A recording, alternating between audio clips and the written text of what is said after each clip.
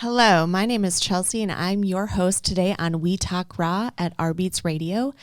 Today, envision yourself. You are on a beach. You are drinking a Mai Tai or a coffee or a tea. Imagine that you are retired. That's right. So today I have a host, Joe Roseman Jr., who is an expert in the field. He actually just came out with a book called The Stay Retired Model. It is trademarked by him, and he's a national bestseller. This book came out on February 15th this year. It's right here. So I'm going to actually go ahead and introduce Joe. Thank you so much for coming in today. Chelsea, thank you so much. Good to be here. Of course, yes. I'm going to go ahead and read a little introduction on you and kind of give everybody the background on how you got to where you are today, because you've been in this field now for 30 years, which is quite an extensive career, as he is the expert. But it didn't all start as an expert. Actually, Joe started in North Carolina at Chapel Hill, which is a great college. He has a degree in business administration. And Joe wasn't really sure what he was going to do once he got out of college, which I think is very familiar for a lot of us. You had several interviews, and you kind of landed in a lot of sales positions. Like you did car salesmen, pool insurance. You did some financial stuff, and then you ended up in the cemetery business. Right. Of people in their final resting spot and kind of planning out how that looks. And that actually led you to where we are today. Yep. Once you saw the need for that. Can you talk to me a little bit about that? Well, so I was in the cemetery business a long time, and I really believed that I was going to end my career there. And we were in there for, I guess, about 7 years. Okay. And the more that I went into the industry, the more I realized that it was just really limited in what could be done. You know, we were really, really limited in just a real small thing, the final resting place, basically. Right. And I really got out of the business, finally made the decision because it was a dying business. A dying business, literally. Dying business. Oh, that's a good one. Yeah, it was dying for me, for sure. So that led me back into the financial services industry, which was in 2000. Yeah. And so Chelsea said for 30 years plus years we've been in the industry, and there was a little bit of break from the beginning then to the end. So, but we consecutively now we're in I guess 25th year. So yeah. That's incredible. Really, really incredible. I love. Okay, so in this book we're going to kind of break it down for people so that they want to go get it. So we're going to break it down into some tangible steps. One thing that I love about this book is that you use real life examples. I'm big on reading about, it's applicable because like there is a story, let's say in here, and I'm like, oh gosh, that's totally me right now in this point in my life. And then you go on to say like, this is what we can do. So we're going to dive in right now as to the first part of the book is on, it's not a budget. I hate that word. I don't actually like the word hate either, but I do not like the word budget. It's called expense planning. Talk to me a bit about that.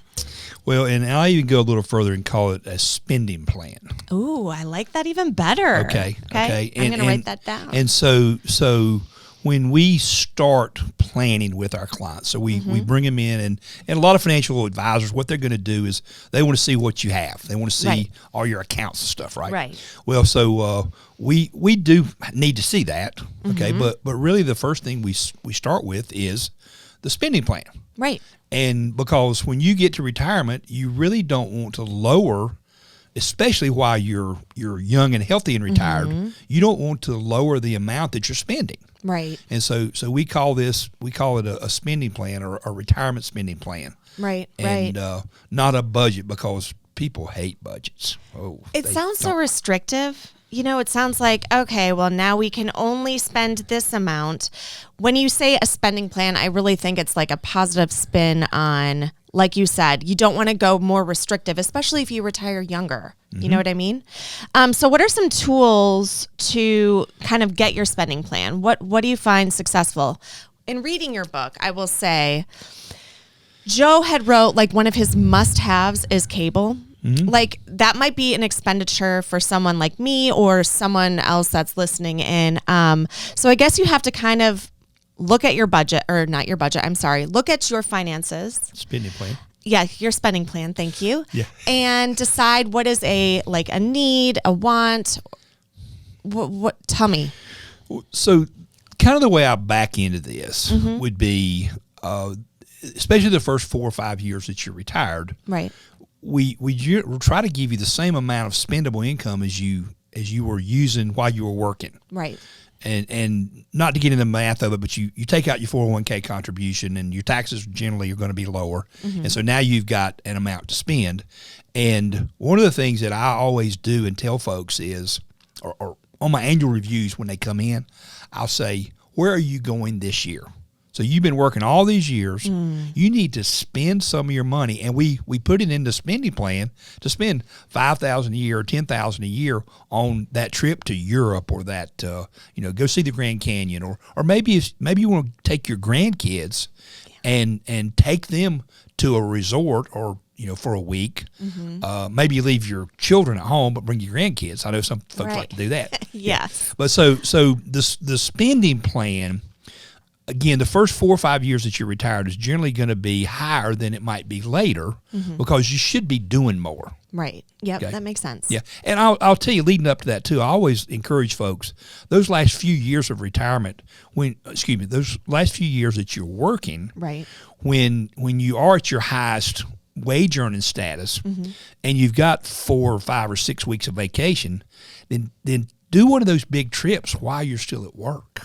That's brilliant. Not at work, but why not? Yeah, Joe? well, yeah. Why not? But not at work. But again, while you're still working, and now maybe it's the European trip, and you need to go 10 days or something like that. Well, you take 2 weeks of vacation and you go. I think that's Oh, sorry to cut you off. No, I think that's important to use your PTO. And that was actually one of the things that you had mentioned in the book. A lot of us just work. We work some more and then work some more. Use your PTO. It's there for a reason, right? Yes, it is. Yeah. Let's go into the next section of your book. You had written about maximizing your Social Security benefits. Talk to me a bit about that. What is the ideal age to retire, and how can you work and still get Social Security benefits? So Social Security obviously is the biggest source of retirement income in the country. Do you think it's going to stay around? That's a whole different question. I'll touch on that in a second. Though. Okay. Yeah. But basically, so I will tell you right now, the way to maximize Social Security, the way to get the biggest benefit, is wait until you're 70.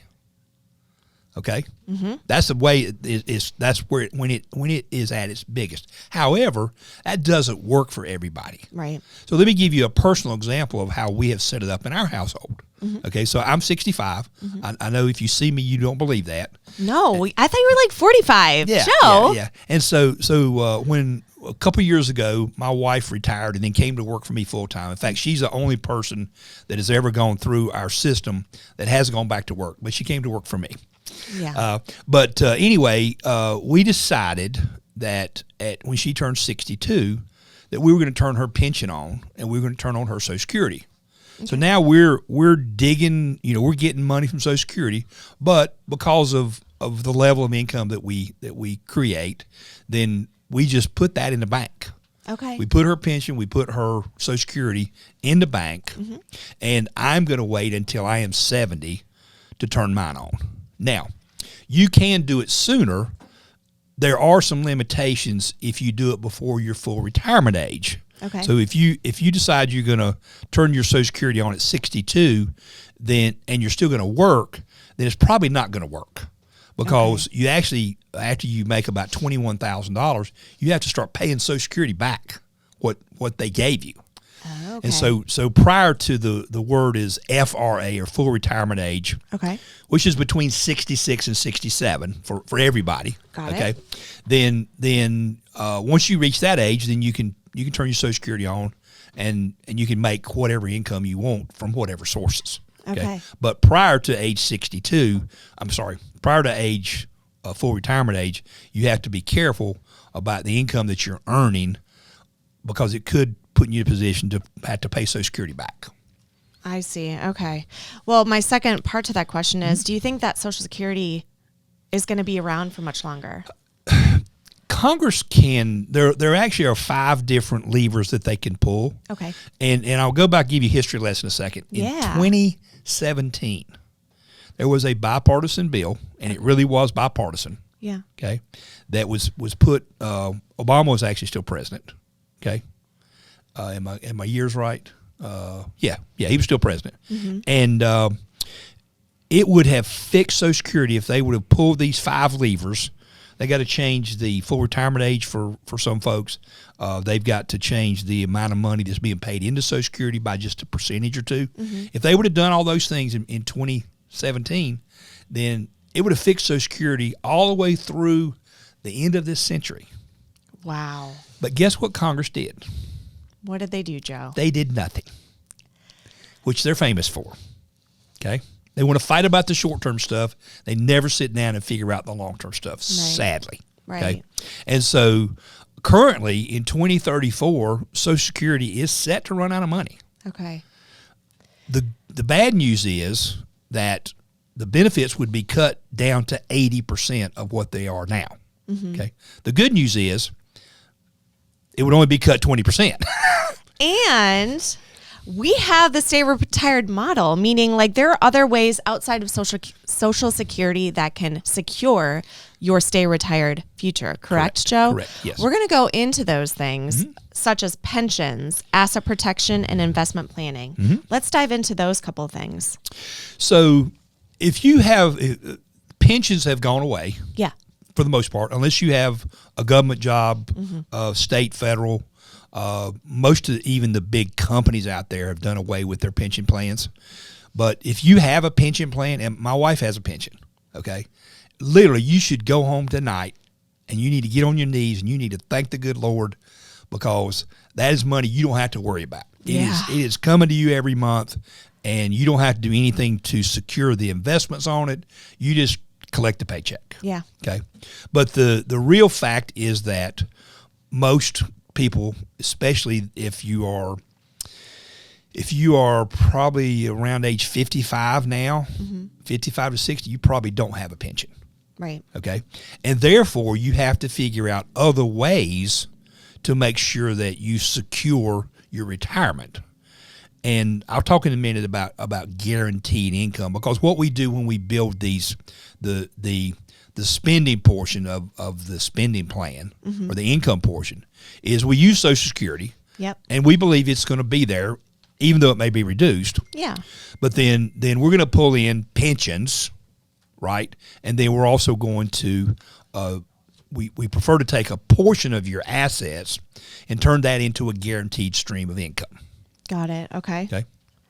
I love that. I'm making notes as we are going because I find this so fascinating. And honestly, I am a novice when it comes to all of this stuff. You're breaking it down so easily, and I'm easily able to understand it. And that's exactly why when I decided to put the book together, that I wanted to make it where somebody that was not a financial advisor, that wasn't, a financial guru, could actually go through and say, hey, this works for me. And the stories are real people. Now, I know. And that's what I think is so great about this book. Honestly, Joe, like, I'm not one that's like, let me go read about retirement or about finances.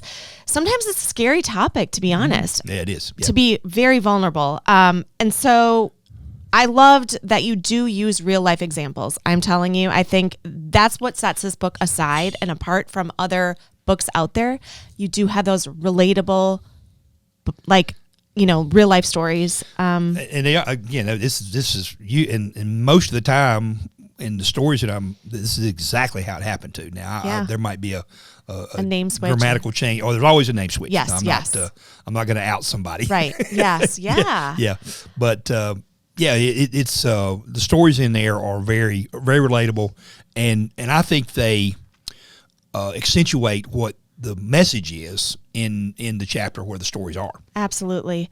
Talk more about the guaranteed income or guaranteed. You were kind of touching on that a little bit. Go ahead and. So it all goes back, in my opinion, to having guaranteed paychecks while you're retired. Yeah. All right. Yeah. And so you think about it, when you go to work every day, there's some expectations you may have about what kind of job you have and the satisfaction there. But let's face it, why do we go to work every day? It's to make a paycheck. It's because we love it. Okay. Yes, Chelsea. Okay. And you do. I do love my job. And some people do love what they do. And in fact, if you don't love what you do, then get out and get to something. Do something else. Exactly. Totally agree. Yeah. Totally agree. But when the bottom line is, if we weren't getting paid, then most of us wouldn't do what we do, right? Right. So why should you set your retirement up any different? So true. Why should you not have paychecks when you retire? And so when we structure the income portion of someone's retirement, we want to make sure that if your expenses are $6,000 a month, then every month you have from some source a guaranteed paycheck that's coming in there. Then that can be Social Security, that might be a pension, that might be guaranteed income coming from an insurance company. It could be rental property or which that's not really guaranteed. But anyway, we want to make sure that if your expenses are X, then we want to structure it so that you have that income that hits your bank account every month. And you really don't have to worry then about what you're doing. What yeah. What is the ideal age to start this plan? It's interesting you say that because I had an 89-year-old in our workshop the other night. Yeah. Okay. And that's kind of too late. Yeah. So there are some fundamental things that you need to be doing at younger ages. Okay. You should be, if your company has a 401k plan, you should be contributing at least what they're matching you. Yep. Okay. All right. And there is a debate whether it should go into regular 401k or Roth 401k if that's available. And I'm not going to get into the specifics of that. Yeah. But really the best time to start this process, to really start the stay retired process, is around your mid-50s. Okay. Okay. Okay. And if I don't want to say 55 because it's just the middle of it. But that's good to know. But really, if you start thinking about it then you can make some strategic moves that will set you up that maybe when you are 62 that you can retire, or 65, or whatever it is you're going to be. But if you start it right then, really paying attention to it, those last few years should be your highest earning years, especially if you're working in a corporate setting. Right. Okay? Right. Yeah. That's great advice. Great advice. Okay, so in your book, you discussed asset protection and investment planning. There's different forms of there's cash, income, and growth. Talk and break those down for me. So first of all, and not to quote to cite other people, but first of all, did your mama ever tell you needed to have an emergency fund? Yes, my mom tells me this every single week. She's like, pay yourself first. Make sure. I love that. By the way, Mom, thank you very much. Vicki Nolan. Thank you, You're Mom. amazing. Yes. Just like pay yourself first. But yes, an emergency fund. But if you also listen to the financial entertainers, I call them, the Dave Ramseys and the Susie Orman, what's the first thing they tell you to do? You got to have an emergency fund. So guess what? When you retire, you need to have an emergency fund, because just because you quit working doesn't mean that your refrigerator is going to quit breaking or your car is going to need repairs, whatever. So you got to have cash. Okay. Yep. Then the second part of that is income, and we talked about that a little bit. What are those sources? Okay. Right. And then the third is we do believe that a portion of your investable capital should be in the stock market. Yeah. That's where the growth is. Yep. But we structure that portion of a person's assets so that there are some protections in place against the big 2008 situation where the market went down 45%. So we structure the investments so that there are some stop losses, if you will, along the way. Got it. So that if the economy starts tumbling out of control, then we can put the brakes on and make sure that you don't have these big losses that we did back in 2008. Right. Okay. That's great. Great information. Can we get to the good part though? Let's talk about, I know, I'm like, where's my water? Let's talk about post-retirement fun. Okay. You actually have a whole section dedicated in your book about it. You kind of touched on it a little bit where you said, you know, your first 5 years of retirement, plan those trips, right? Even do it in the last few years of your actual working career. How can we have post-retirement fun, Joe? Break it down for me. Let me talk about how my wife Debbie and I have structured our next few years. Yeah. Okay. And we actually started this back in 2018. Okay. And leading up to that, my wife's parents were both ill. And in 2018, her mom did pass away. Well, previous to that, my wife was driving from here to Charlotte, North Carolina. Okay. 40 weekends a year. That's a lot. She didn't work on Fridays. She would leave Friday and she'd come back Sunday. She was taking care of her mom and dad. So you can imagine how much time what we did as a couple. Right. We didn't do squat. Right. Okay. And so I started taking a look at that. And 2018, we went to Niagara Falls. Oh. And since then, we have made it a vow to take a big trip, and it doesn't have to be that big, right? Right. But every year, right? Yeah. And so we encourage people, and here's the big kicker, Chelsea. Okay, do you know how long it takes for the average inheritance to be spent? Ooh, that's a good question. I guess it depends on the amount. I'm talking average. Okay, average. Okay. Let's say 10 years. 18 months. Wow.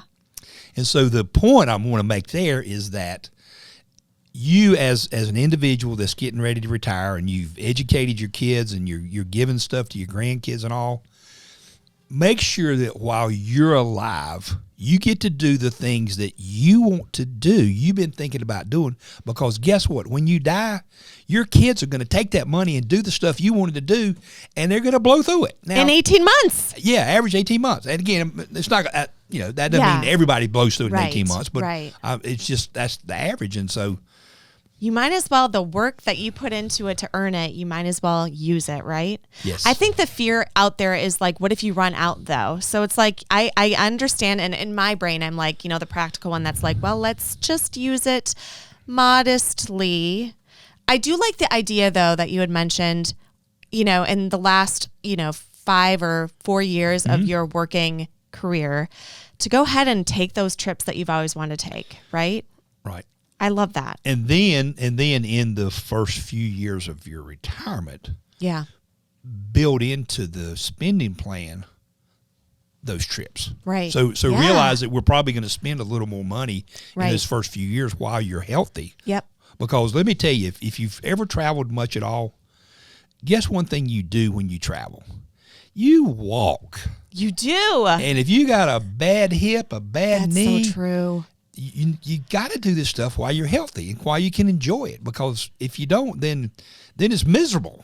Yeah. Traveling when you're, I traveled, went to a conference and had a bad knee, and I've got them, they're putting me in a wheelchair and moving me around and stuff, and it's not fun. Not fun. No, that is not the post-retirement fun we want to talk about. Absolutely We want to talk about taking those trips. And with your book, we will get there. We will get there and we will stay retired. Mm-hmm. Okay, so you have a few more sections. Let me say one more thing. You just brought that up. So yeah. Really the idea here is to retire. Yes. Stay retired. Yes. And not be forced to go back to work. Yeah. And through the last 24 years of what we've done and through the entirety of our career, we have never had a single client that went through our system, and this was before we had the book, that has ever been forced to go back to work. That in itself speaks layers upon layers upon layers. Joe. I think so. That's profound. Yeah, I believe it is. I really do. No, it is profound. And that was why when we started thinking about really putting together the model, that this was brought to my attention about 5 or 6 years ago, that we've not had anybody that ever, at that point, we had not had anybody that ever went back to work. Right. And in fact, I only have one person in this entire time that ever did go back to work. And what happened was she retired from her nursing job to take care of her father-in-law. Yeah. And then he lived about another year, then he passed away. Well, then she went back to her home and was watching the grass grow. Right. And so she hadn't gotten out of her system. Right. And that's another thing about retirement is when we're getting down to those last couple of years, I will always encourage people, if you don't have a really good plan of what you want to do post-retirement, then put another year in, stack some more money away. Yep. Yeah. No, I love that. Speaking of after retirement, let's review long-term health choices. Mm-hmm. You had discussed a little bit about that in your book. Tell me about that. How do you navigate it? So long-term care. Yeah. Long-term health care is the single most devastating financial event that you will ever face. Okay? Mm-hmm. Let me say it again. It is the single most devastating financial event that you will ever face, because most folks, unless maybe you had a business, okay, right, have never been in a position where they're going to spend $8,000, $10,000, $12,000, $15,000 a month, depending on the state you're in, to pay for care in a facility, memory care, assisted living, those kind of things. Yeah. And so one of the things that we do in our planning process is we help folks generally to segment an asset, a portion of an asset, to take care of that eventuality. Got it. And the cool thing is, the way these current products are set up is that if you don't use that money for long-term care, then your family still gets the benefit.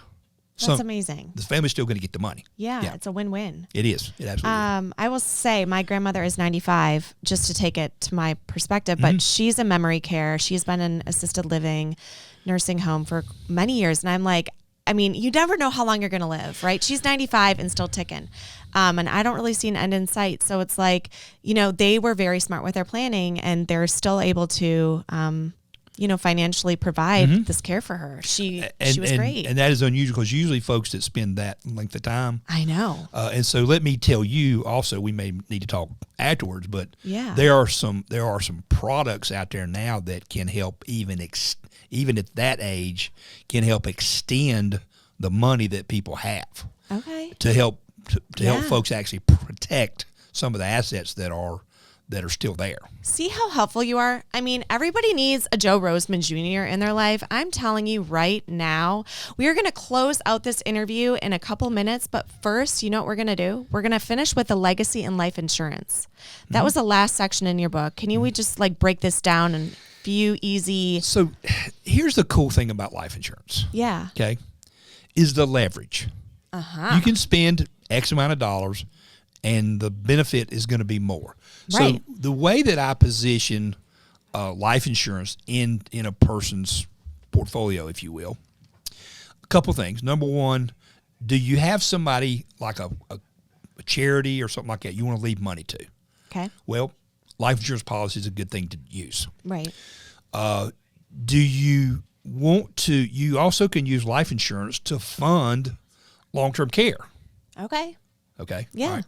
But the real reason that I position life insurance in people's portfolios is it gives you permission to spend your money. I love the sound of that. It gives me the permission to spend my money. So what I mean by that is, if you have $500,000 worth of life insurance, I'm just picking a number. Yeah. Okay. All right. And you spent all the rest of your money. Right. Then guess what? You still got that $500,000 that's going to go to your heirs. That's a nice. So it really gives you permission if you need it. Yeah. And some folks really do. Some folks, I got to tell you, spend it. I have clients that they just don't want to spend money. I mean, they really. I have to encourage. Look, have you planned your trip next year? Right. Well, I don't know if we're going to go. Well, no, you need to go. Right. So, life insurance to me is best used to give you permission to spend the money that you have, because there's a certain dollar amount that's going to be left to your heirs. I love that. We're going to take a short break right now on We Talk Raw, and when we come back, we are going to be playing a short but fun game with Joe Roseman Jr. Thank you so much. Calling all independent musicians. Ready to elevate your sound? At rBeatz Radio, we're poised to turn up the volume on your ambition. Submit your tracks today, and here's the reason why. With rBeatz, you're not simply uploading, you're broadcasting your unique resonance to a global audience. Put your hesitations aside. We're offering you the golden opportunity to have your music reviewed and aired on our radio station, absolutely free of charge. You've pondered, perhaps even sampled the others. Now it's time to experiment with the finest. At rBeatz, we're dedicated to you. We're not just a platform, we're your spotlight, and your music merits the stage. Share your social handles, and as soon as your music goes live on rBeatz, you'll be the first to know. We're not just spinning tracks, we're cultivating a vibrant community of artists and aficionados who revel in distinctive soundscapes. rBeatz Radio, the stage where your music receives the applause it's worthy of. Submit your music today and transform your sound into a sensation. In essence, rBeatz your music. We are back in the We Talk Raw studio at rBeatz Radio, and I have our friend, Joe Roseman Jr. He is our financial advisor. He is our expert, and today we're going to break it down.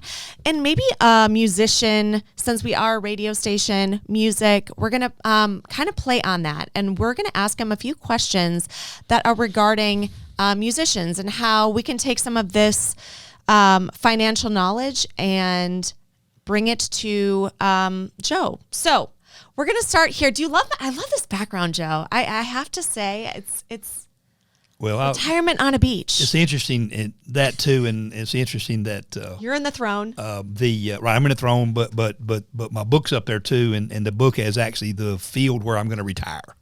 Yes. While cool. we were setting up this interview, Joe had mentioned about the cover, and he's like, "Do you know what this picture is about? Is it in the book?" And I said, "No, because I read it cover to cover."